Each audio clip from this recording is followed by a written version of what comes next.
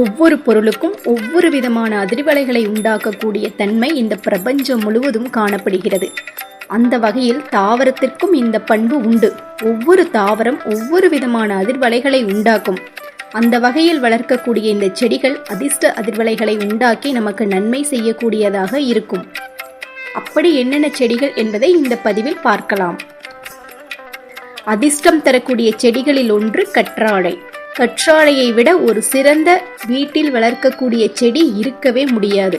கண்டிப்பாக அனைவரின் வீட்டிலும் கற்றாழை இருப்பது நல்லது.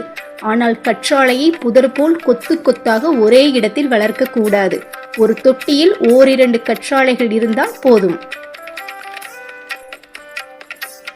கற்றாழை செடியை அதிர்ஷ்டத்திற்காகவும் வீட்டில் இருக்கக்கூடிய தீய சக்திகள் கண் திஷ்டிகள் விலகுவதற்காகவும் வீட்டில் வளர்ப்பது உண்டு. கற்றாழை செடியை வீட்டின் முட்புறத்தில் தெருவில் செல்பவர்கள் கண்களுக்கு படும்படியாக முட்புறம் வைத்து வளர்க்க வேண்டும். இதனால் கண் திஷ்டிகள் நீங்கும், அதிர்ஷ்டங்கள் அதிகரிக்கும். அதிர்ஷ்டத்தை அள்ளி அள்ளி கொடுக்கக்கூடிய செடிகளில் மற்றொன்று சங்குப்பூ. சங்குப்பூ தெய்வாம்சம் பொருந்திய ஒரு மென்மையான பூ. இந்த பூவின் நிறமே அவ்வளவு அழகாக இருக்கும். சங்குப்பூ வீட்டில் வளர்த்தால் அதிர்ஷ்ட தேவதைகள் வீட்டில் வாசம் செய்யும். இதனால் துர்தேவதைகள் வெளியில் சென்று விடுமாம். வீட்டிற்கு அதிர்ஷ்டத்தை தரக்கூடிய மற்றொரு செடி வெற்றிலை கொடி. வெற்றிலை வெற்றியை கொடுக்கும் தாவரம் என்று கூறப்படுவதால் குடும்பத்தில் வெற்றிகள் குவியும். தொட்டதெல்லாம் ஜெயமாகும்.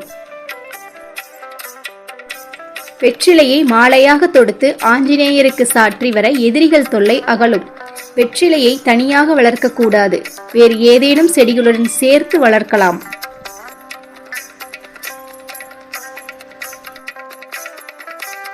குடும்பத்திற்கு மகிழ்ச்சியை தரக்கூடிய செடிகளில் ஒன்று முல்லைப்பூ செடி. முல்லைப்பூ பூக்களின் ராணி என்று கூறப்படுகிறது. எல்லா விதமான தெய்வங்களுக்கும் சாற்றக்கூடிய ஒரு வகையான பூவாக இருக்கிறது. வாசம் மிகுந்த இந்த மலர் வீட்டில் இருந்தால் குடும்பமும் வாசம் நிறைந்ததாக மகிழ்ச்சியுடன் இருக்கும். இதனால் அதிர்ஷ்டம் நிறையும்.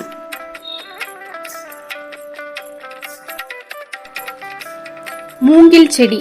வாஸ்துப்படி மூங்கில் உங்கள் வீட்டிற்கு மகிழ்ச்சி, நல்ல அதிர்ஷ்டம், புகழ், அமைதி மற்றும் செல்வத்தை கொண்டு வருகிறது. இது உங்கள் வீட்டிற்கு மிகுந்த அதிர்ஷ்டத்தை கொடுக்கக்கூடிய ஒரு செடியாக கருதப்படுகிறது. Money plant. வாஸ்து சாஸ்திரத்தின்படி உங்கள் வீட்டின் முன்னறையின் தென்கிழக்கு மூலையில் பணச்செடிகளை வைப்பது அதிர்ஷ்டத்தை கொடுக்கும். உங்கள் வீட்டு நடைபாதையில் ஒரு மணி ஆலையை வைப்பது அதிர்ஷ்டத்தை கொடுக்கும்.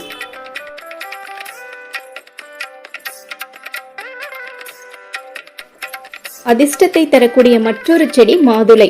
மாதுளையில் விஷ்ணுவும் லக்ஷ்மியும் வசிக்கிறார்கள். இந்து மதத்தில் விஷ்ணு பகவானும் லக்ஷ்மி தேவியும் மாதுளை செடியில் வசிக்கிறார்கள் என்று கூறப்படுகிறது.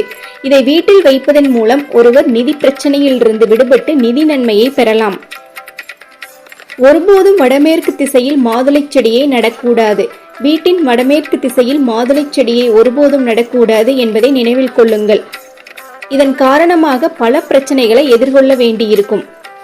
மேலும் வேலையில் தடைகள் ஏற்படுத்தி கொண்டே இருக்கும்.